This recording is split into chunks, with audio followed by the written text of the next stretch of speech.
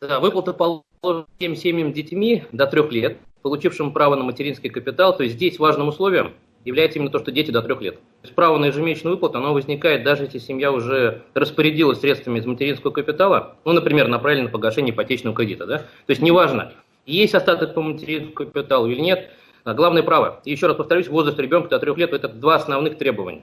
Допустим, если рассмотрим семью с 2 детьми, и им, допустим, нет 3 лет в период назначения выплат. То есть нет 3 лет в апреле, мае, июне 2020 года. Государство поможет им в виде выплаты 30 тысяч за 3 месяца.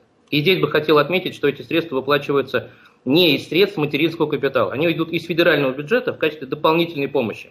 То есть факт наличия или отсутствия у родителя государственного сертификата на материнский капитал вообще не влияет на возможность получения выплаты. То есть если сертификат не оформлен, но право на него есть, органы пенсионного фонда должны самостоятельно оформить сертификат, одновременно с рассмотрением и принятием решения об осуществлении ежемесячной выплаты.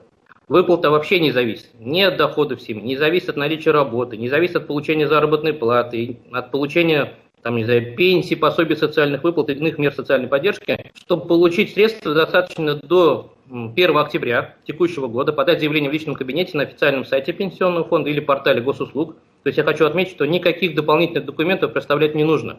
В случае необходимости Пенсионный фонд самостоятельно запросит все сведения. Также заявления принимаются у нас в многофункциональных центрах республики, в клиентских службах Пенсионного фонда.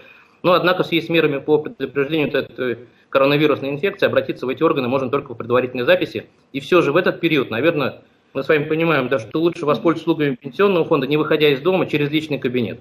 Заявление вы можете подать один раз, и этого будет достаточно на весь период выплаты.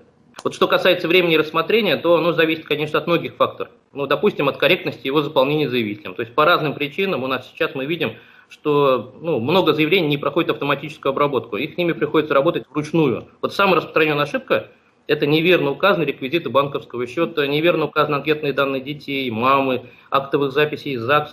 То есть я бы хотел отметить, что заявление может подать только, допустим, владелец сертификата на материнский капитал.